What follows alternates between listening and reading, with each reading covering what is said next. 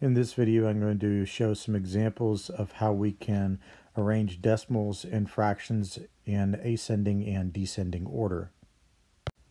Now, whenever you're comparing fractions and decimals, you have several options.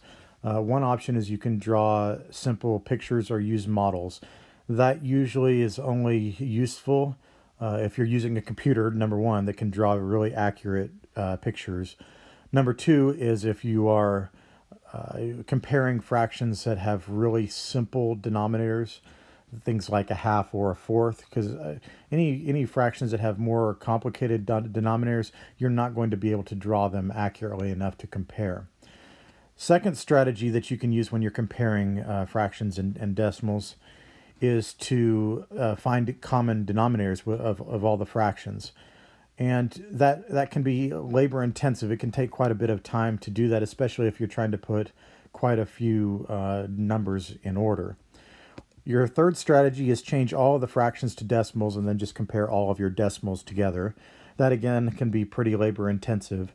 And the last strategy that you might use is to just use number sense to compare all of your numbers to benchmark numbers, things like a fourth, a half. Whenever possible, that's the strategy that I like to use just because it involves the least amount of work.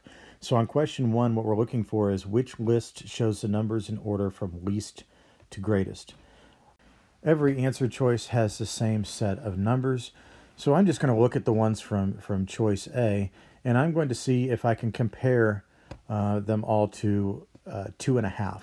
Because they all have 2 in the whole number place, I'm just going to compare all the fractions to a half.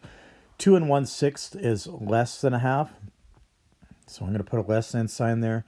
2 6/10, 6/10 is greater than a half, and 6/7 is greater than a half. So I already know we're wanting least to greatest. I already know that the least one is 2 1/6. So I can eliminate answer choice B and answer choice C. So now all I have to do is compare 2 6/10 to 2 6/7. So really all I'm doing to compare is comparing 6/10 with 6/7, and then I know which one is the next least one. Well, both of these fractions have the same numerator of 6. So I just now need to determine are tenths bigger than sevenths? And they are not. Tenths are smaller than sevenths because the whole is divided into more pieces. So 6/7 is the greater fraction. So on our list, 6/7 will be the largest of these three fractions, the 2 6/7. So I want it to be in the last position, which is answer choice A. So you'll notice on problem one that I didn't need to actually do any calculating. I was able to solve that entire problem just by using number sense and benchmark numbers. Question two.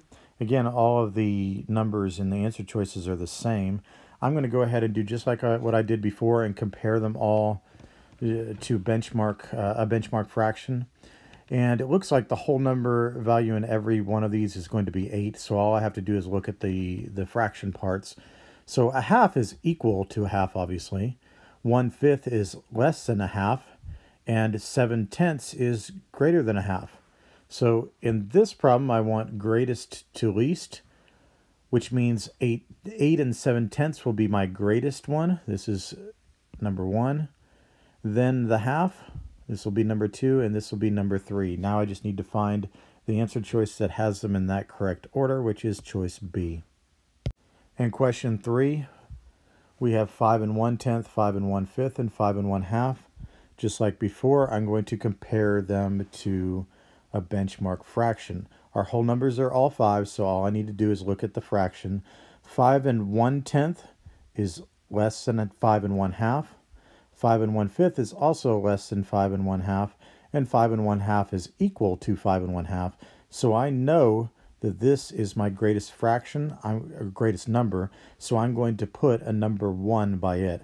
Now all I need to compare is 5 1/10 to 5 1/5. And really all I'm comparing is the fractions here. They both have a numerator of 1. I just need to decide, is a tenth bigger than a fifth? And it is not. 1/5 is greater. So 5 1/5 will be my second greatest number, and 5 1/10 will be my third greatest. If I were to rewrite these, I have 5 1/2, then 5 1/5, then 5 1/10.